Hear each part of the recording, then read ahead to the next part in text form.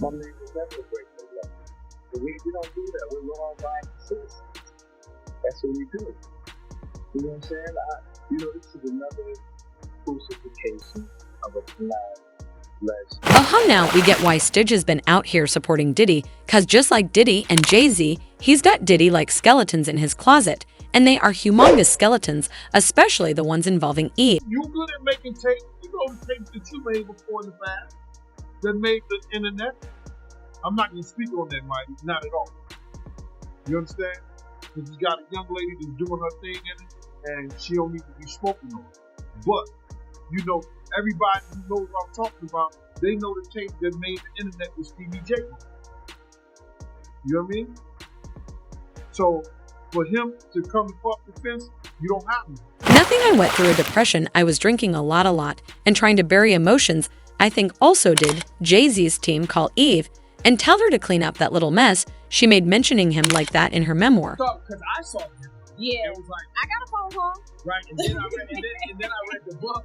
It was like, yeah, that's not how this is working. No. Child, with everything that Jay-Z has on his hands, right now Eve should probably be the least of his worries, and he should be directing that energy somewhere else, like to his wife possibly leaving him, and the FEDs going after him Enya, who recently Eve released her memoir, Who's That Girl, and obviously touched on a lot of things that happened throughout her music career, and after, well, we all know what a big part of her life Stevie J was, and by extension Diddy, and just like the other relationships both these men have had, the one with Eve ended really bad.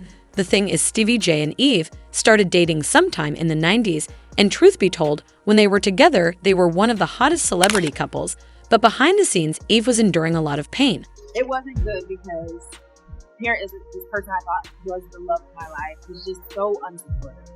There's just so much competition. Eve was 19 years old when she met and began to date Steviej, and things went well, and Eve fell in love so hard that she made one of her biggest hits to date, got a man to tell the world how in love she had fallen. Eve even referred to Stevie J as her first love, but it didn't take too long before she learned that the producer was cheating on her with several women, one of them possibly being Mimi Fav, since it's been confirmed that Mimi has been in Stevie J's life for at least 15 years. It was also rumored that Stevie's love of unprotected intercourse caused him to burn many women, not only emotionally but physically, by transmitting STDs. And these are some of the reasons many think Eve finally left allegedly, besides just learning about all the other women. Now, while Eve and Stevie J dated, they also made a tape. And unfortunately for Eve, the tape fell into the wrong hands, and Eve was blackmailed by an unknown person for a large amount of money, while many have said for years that the tape was given to the blackmailer by Stevie J. Eve said in her version of Behind the Music that it had actually been a former girlfriend who sold the tape. This is something that Stevie J also said, but many people still believe he is responsible and was the one who leaked the tape. No great female rapper.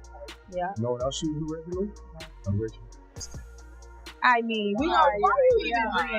You was one of them first. Yeah, I ain't put that on myself. I know.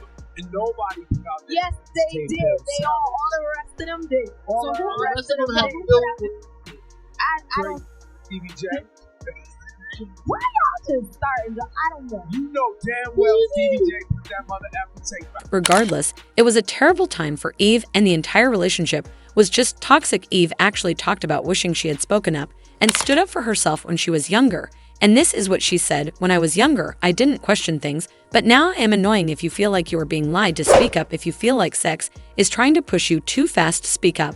And let me tell you something, anybody that knows your worth will stick around. They might not talk to you about it, but if they argue with you, or if they call you a name, or if they roll out, they are not meant to be in your life anyways." Well, while promoting her memoir, Eve has been talking about her past, and one thing that's clear is that she actually regrets dating Stevie J. For instance, Eve stopped at Hot 97, and she opened up about her relationship with British entrepreneur Maximilian Cooper. She also answered more questions about her ex-boyfriend Stevie J and his VH1 show, and Eve said, "I have not watched it. What can I say? I was young and dumb. My mom texted me and was like, you dodged a bullet with that one." Yes, Eve did dodge a bullet with Stevie J, but we also cannot deny that he ruined her life before she actually got out of that relationship.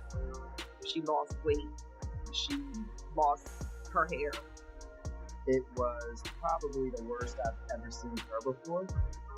I just wanted to make sure everybody was happy, and I was so emotionally depleted and it all just kind of fell on me. Now, allegedly, all these things Stevie J was doing to Eve were heavily influenced by his connection to Diddy. You all know what they say about birds of a feather, right? And if there's one thing we have figured out, it's that Stevie J and Diddy are cut from the same cloth. As a matter of fact, Stevie J has actually done a few things to show his support for Diddy, one of them being having posted a video that appeared to be from Diddy's 50th birthday party in December 2019 to show what a real Diddy party actually looked like. Well, he also deleted that post not so long ago, maybe because we actually now know what a real Diddy party actually looks like. Like, this is also the same person who said that he and Diddy are law-abiding citizens and that his homeboy would never do the things he's being accused of. I don't know, whatever someone does in their bedroom, that's what they do. I don't got nothing to do with that. I'm just here to say that I've never seen my man doing anything foul like they talk. You know, Stevie J was actually present when Diddy's houses were being raided,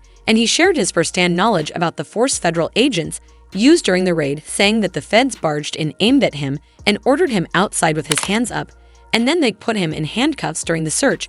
And he said he saw agents leave with a single bag filled with potential evidence. Well, according to most people, the only reason why Steviej was defending Diddy so hard was because he knew he was in those tapes from the freak-offs that were recovered. He gets on here and he's going to defend Diddy, defend him.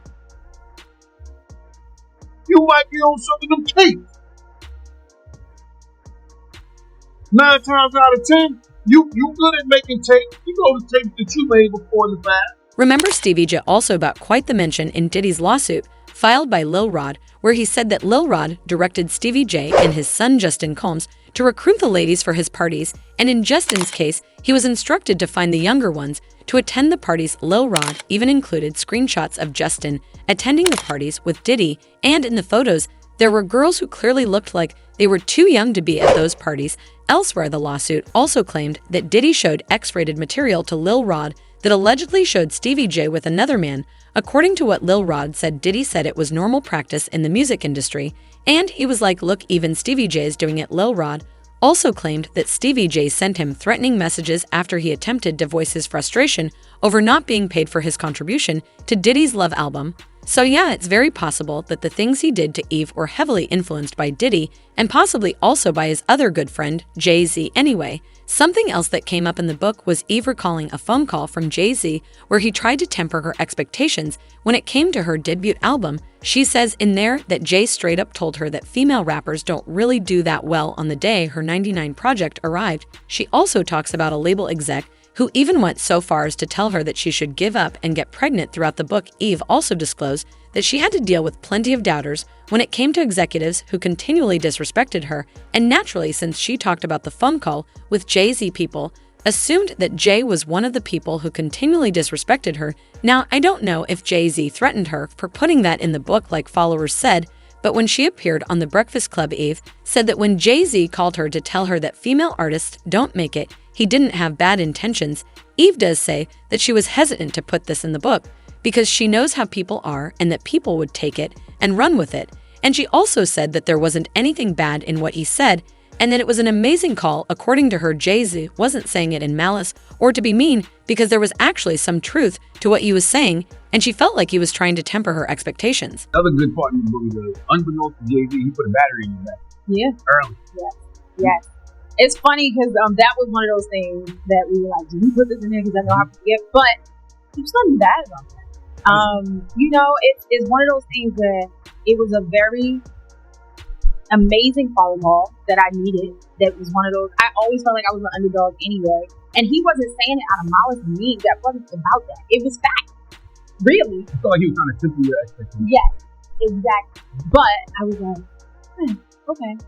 Let me see. I'm going to show you. Well, now people are saying that Jay-Z's team, Orch himself, was the one who called Eve and told her to fix it. And I can actually see where they're coming from because Eve did say that she got a phone call. I know that because during a recent interview with Ebro, Eve once again addressed media headlines that suggested Jay-Z was attempting to discourage her through the conversation, stating if you read the chapter, it is so not like that.